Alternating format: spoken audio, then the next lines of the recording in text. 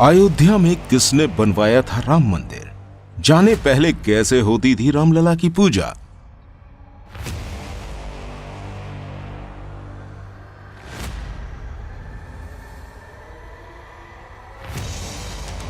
बाईस जनवरी 2024 को अयोध्या में बन रहे भव्य श्री राम मंदिर में रामलला की प्राण प्रतिष्ठा होगी। राम जन्मभूमि अक्सर चर्चा में रही है। राम मंदिर एक महत्वपूर्ण हिंदू मंदिर है जो वर्तमान में भारत के उत्तर प्रदेश के अयोध्या में निर्माणाधीन है। यह मंदिर उस स्थान पर स्थित है जिसे हिंदू धर्म के प्रमुख देवता राम का जन्म स्थान माना जाता है। पहले इस स्थान पर बाबरी मस्जिद थी जिसका निर्माण एक मौजूदा गैर इस्लामी ढांचे को ध्वस्त करने के बाद किया गया था, जिसे बाद में ध्वस्त कर दिया गया था। 2019 में भारत के सर्वोच्च न्यायालय में विवादित भूमि पर फैसला सुनाया गया जिसमें कहा गया कि यह भूमि हिंदुओं की है जो इस पर राम मंदिर का निर्माण कर सकते हैं। मुसलमानों को मस्जिद बनाने के लिए जमीन का एक अलग टुकड़ा दिया जाएगा। अदालत ने साक्ष्य के रूप में भारतीय पुरातत्व सर्वेक्षण ASI की एक रिपोर्ट का हवाला दिया जिसमें ध्वस्त की गई बाबरी मस्जिद के नीचे एक गैर इस्लामिक संरचना की मौजूदगी का सुझाव देने वाले सबूत दिए गए थे। राम मंदिर के निर्माण की शुरुआत के लिए भूमि पूजन 5 अगस्त 2020 को किया गया था। वर्तमान में निर्माणाधीन मंदिर की देखरेख श्री राम जन्मभूमि तीर्थ क्षेत्र ट्रस्ट द्वारा की जा रही है। मंदिर का उद्घाटन 22 जनवरी 2024 को निर्धारित है। जाने अयोध्या का श्री राम मंदिर का इतिहास। माना जाता है कि भगवान की नगरी अयोध्या को सतयुग में वैवस्वत मनु ने स्थापित किया था। वाल्मीकि रामायण के अनुसार इसी नगरी में भगवान राम का जन्म हुआ। कई सालों तक अयोध्या में राम राज्य चला।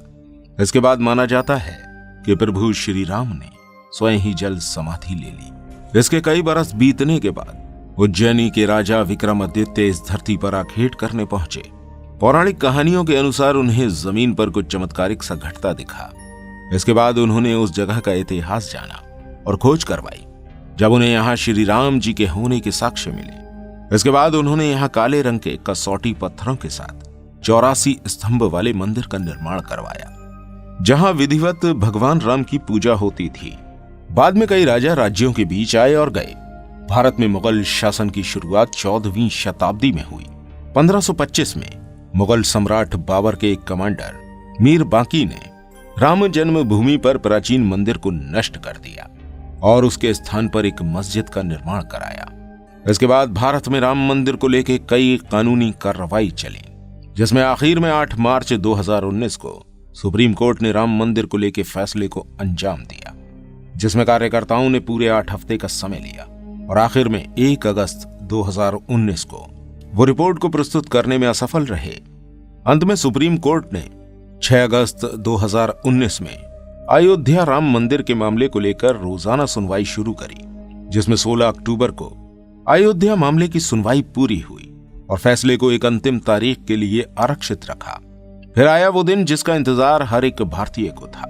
तारीख 9 नवंबर 2019 जब अयोध्या में ही राम मंदिर बनने का फैसला पूरे भारत को सुनाया गया। कुछ ही दिनों में प्राण प्रतिष्ठा का कार्यक्रम होना है जिसमें कुल 67 एकड़ जमीन दी गई है। इस जमीन के लिए 2 एकड़ हिस्से में भव्य मंदिर का निर्माण हुआ है। पहले मंदिर के शिखर की ऊंचाई 128 फीट तय हुई थी जो बाद में 161 फीट कर दी गई। 3 की जगह पर अब 5 शिखर मंदिर में होंगे और एक मुख्य शिखर होगा। अयोध्या राम मंदिर का डिजाइन आखिर किसने दिया है? कुछ ही दिनों में राम मंदिर के द्वार सभी भक्तों और भगवान राम के श्रद्धालुओं के लिए खुल जाएंगे और करोड़ों हिंदुओं का बरसों पुराना इंतजार पूरा होगा।